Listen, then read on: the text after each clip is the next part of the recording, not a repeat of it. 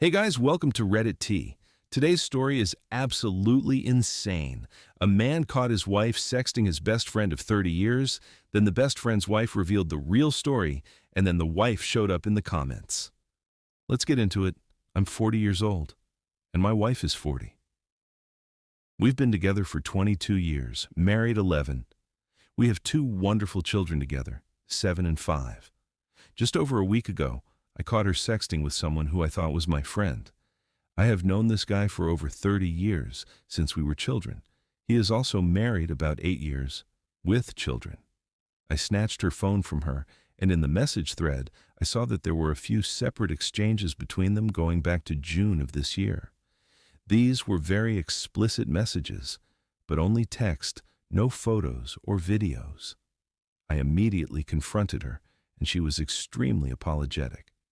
She insisted that these messages were the extent of it, and it never would have developed into anything physical. We went to bed as it was extremely late, and we were both exhausted and resumed the discussion the next morning. By this time, she had deleted all of the text exchange and all of his contact details from her phone. She insisted that she only did it for the ego boost it gave her, as it made her feel desirable. She insisted that she wants to stay with me and will do anything to make it work. She gave me full access to her phone, although after deleting anything incriminating, of course, and took it upon herself to find and book a couples therapist. In the meantime, I had messaged the affair partner's wife to let her know what was going on behind her back. She confronted him, and he revealed to her that there's far more to the story than my wife was letting on. It turns out that my wife had a one-night stand with this man behind my back 15 years ago, and they've both kept it a secret until now. Following this night, they would occasionally message one another for a few years. Apparently, it stopped sometime before he met his wife, which would have been around the time of my wedding. Then the sexting started up again over the last 3 to 4 years. They have also exchanged explicit photos on at least one occasion. Neither of them had any intention of ever telling anyone. My wife has told me that she planned to take this secret to her grave. I confronted my wife again in light of this new information, which she did not know that I knew. She continued to insist that the messages that I saw from this year was the whole extent of it. I continued to press her, and eventually she admitted there was more. But it was trickle truth, and it took a long time and a lot of effort on my part to eventually get to the truth, with her blatantly lying to my face numerous times, even when asked very specific, very direct questions. Devastated doesn't begin to describe how I'm feeling. I trusted her implicitly. Never in a million years did I imagine that this would be my reality. Now I cannot trust her or anything she says. It's like she's a different person, a stranger. The woman I loved could never have done this. It turns out she was a figment of my imagination. I've barely eaten or slept in a week. I'm so stressed and anxious all the time. I worry about the future, mainly about my children.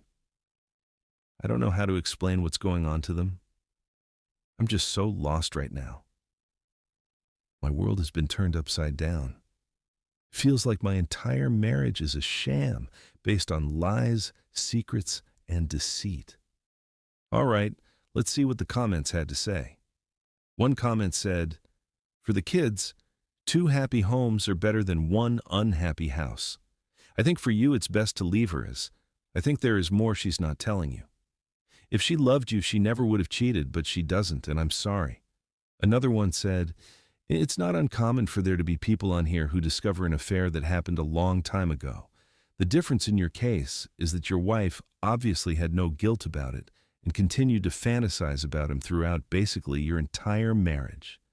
She can't possibly give you the standard excuses of, she didn't enjoy it. It meant nothing. She immediately regretted it. Her blatantly telling you she was going to take this secret to the grave also begs the question, what other secrets does she have?" Someone else said, "Let's be real. The affair was still going on. It was a 15-year-long affair and just ended after Discovery Day, if it even ended at all. You can't sustain an affair for 15 years by one time and then 15 years of sexting. That's a very diluted way of looking at things.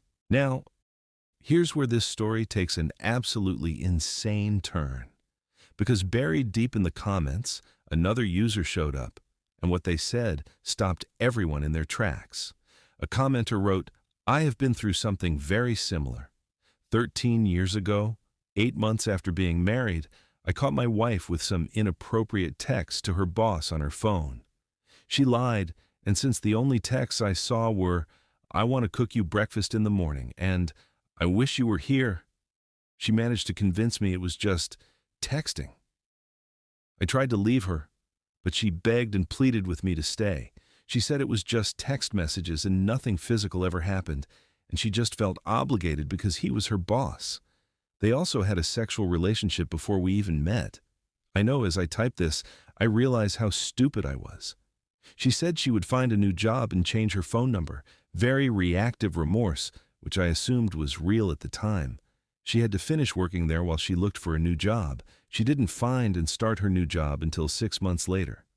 A month into the new job, I check phone records. She has hundreds of deleted texts at all times of the day and night. I assume it was her old boss with a new number.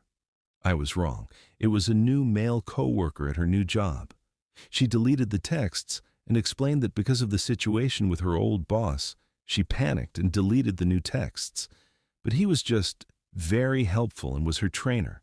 They would talk, but never inappropriate, just friends. I believed it. Such a moron. A couple months into the new job, I have another feeling, so I check the phone records. Several 45-minute calls from her old job every morning on her way to work. I'm livid and tell her not to come home. She attempted to break down the door to get in. I begged her to just leave and I will be gone in the morning. I knew if she got in, she would manipulate the story and I'd believe it. She did. I did. She love-bombed me, swore she never cheated, and asked me to start having kids. We went through fertility treatments, had our first daughter, and she became a stay-at-home mom. We ended up having 2 more girls in quick succession. I ended up purchasing the business I worked for, expanded it, and built a pretty great life for her and my girls. Everything was amazing. Life was great. Until last December, I found info that pointed to the affair being worse than what I had believed for so long. She lied at first. Then, she admitted they had sex twice within a week. I believed it, but remembered how easily I just trusted her then. So my body went into a hyper-vigilant, truth-seeking mission. Over 9 months, I suffered 9 separate discovery days, constant lies and manipulation. And I finally left her because I realized she was still lying, that the second coworker she also had sex with. She was just a master manipulator. I had filed for divorce. I met up with a woman I met and stayed at an Airbnb for a few days. I came home after that and lied to her about where I was. I had no interest in reconciling, but just wanted peace while I figured out how to leave. Business, kids, living situation. She went through my phone when I was sleeping a couple days later and found out I wasn't where I said I was. I told her everything. She was devastated. I said I was not trying to reconcile, that I was done. A day or 2 later, she begged me not to leave. I told her I wasn't interested in working it out. She proceeded to admit to everything, sign up for a polygraph, write a timeline of all cheating, seem to be remorseful, transparent, and accountable. She gave me everything I begged for 9 months. And while I was still hesitant that it was real remorse, I agreed to stop talking to the woman I was talking to. I agreed to put the divorce on hold and attend couples therapy to see if this was real and she wasn't the demon I thought she was. This was a few months ago, and I dismissed the divorce. I have learned of all the trauma, undiagnosed ADHD, and grooming that made this possible. She reframes narratives and slowly slipped back into the person who cannot face her shame and would rather still blame me for her actions. She still minimizes everything. She goes to therapy since it was one of my demands, but weaponized it against me instead of actually being honest. She managed to manipulate the couple's therapist to see her alone.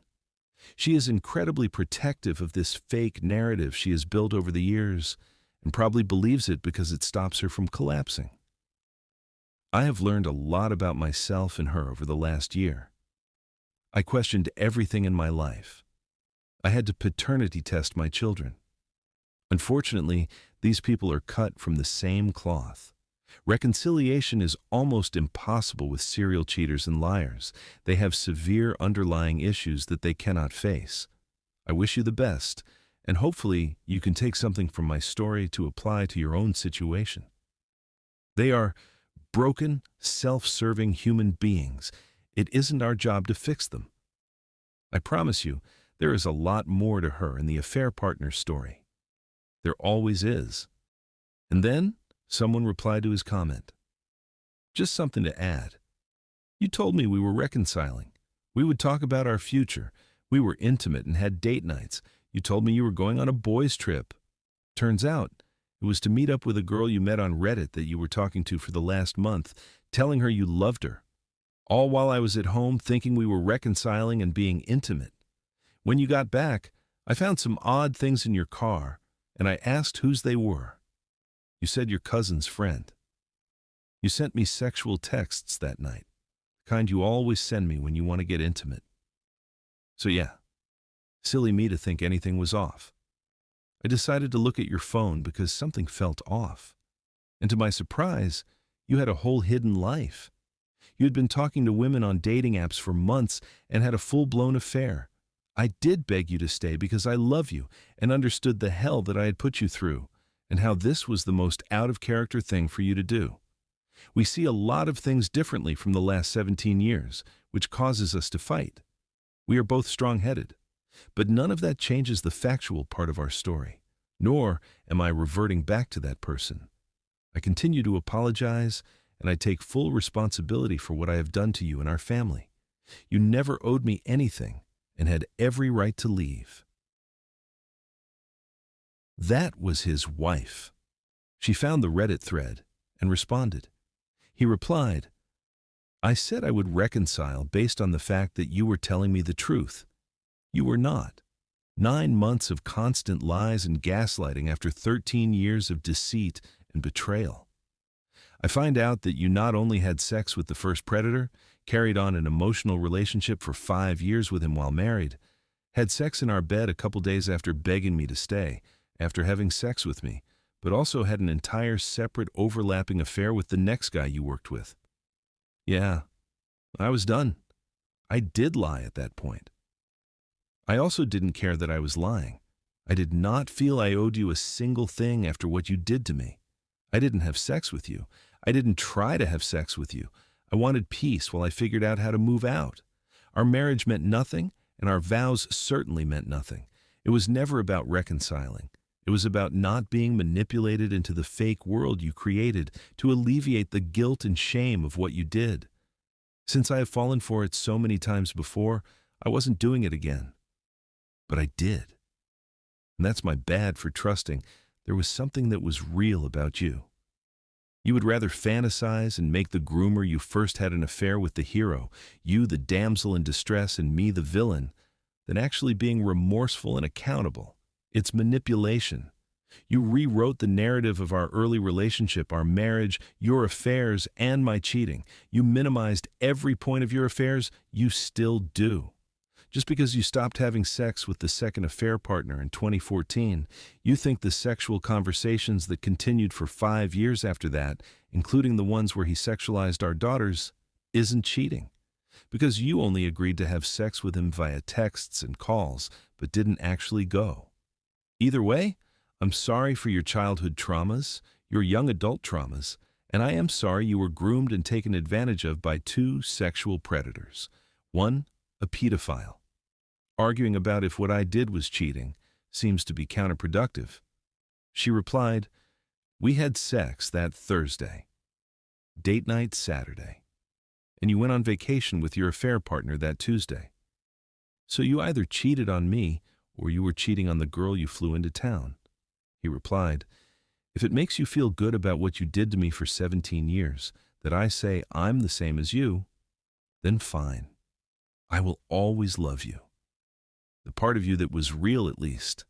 The other parts of yourself that exist in shame defense, created over 20 years ago, need to integrate into one for you to become whole and heal. She replied, I'm not saying you're the same as me, or using it to relieve my guilt. But two things can be happening at once. And asking me to basically ignore the fact that you had an affair seems odd. I'm just asking, which one of us were you lying to, and who knew the truth? You like accountability, as long as you don't have to be accountable for your actions. Then, another Redditor jumped in and said, I don't think it's odd that he's asking you to ignore his affair after everything you put him through. It's like complaining about his parking ticket when you just murdered someone. Is everything always about you? Kinda seems that way. Man, that was a lot. Anyway, that's the story for today. If you made it this far, thank you for listening. If you enjoyed this, hit that subscribe button for more stories like this. I'll see you in the next one.